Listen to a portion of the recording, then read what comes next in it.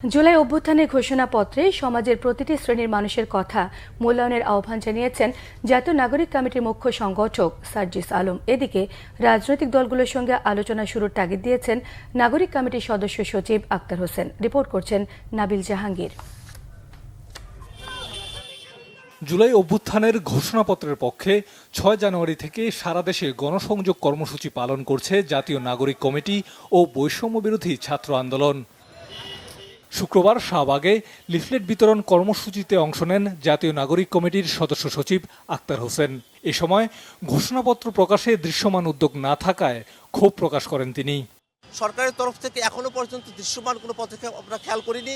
আমরা সরকারকে আহ্বান জানাবো যাতে করে ১৫ জানুয়ারির মধ্যেই ঘোষণাপত্র জারি করা হয় এবং এই জন্য যে ধরনের ব্যবস্থাগুলো নেওয়া প্রয়োজন, রাজনৈতিক দলগুলোর সাথে বসা প্রয়োজন, পক্ষগুলোর সাথে বসা প্রয়োজন, সেই কার্যক্রম যেন দৃশ্যমান হয়। এদিন ভোলার একাধিক জায়গায় লিফলেট বিতরণ কর্মসূচিতে অংশ নেন জাতীয় নাগরিক কমিটির মুখ্য সংগঠক সার্জিস আলম। এ সময় তিনি বলেন, কয়েকজনের কথায় ঘোষণাপত্র তৈরি করলে হবে না, এতে থাকতে হবে সব শ্রেণীর মানুষের কথা। কোন কথাগুলো লিখিত আকারে এই ঘোষণাপত্রে থাকা প্রয়োজন, সেগুলো যেন কয়েকজনের কথা না হয়, সেগুলো যেন বাংলাদেশের প্রত্যেকটি জেলার, থানার প্রত্যেকটি শ্রেণীর মানুষের কথা হয়। এছাড়া জুলাই আন্দোলনে শহীদ জসিমের বাড়ি পরিদর্শন ও তার কবর জিয়ারত করেন সার্জিস আলম। নাবিল জাহাঙ্গীর, বাংলা ভিশন, ঢাকা।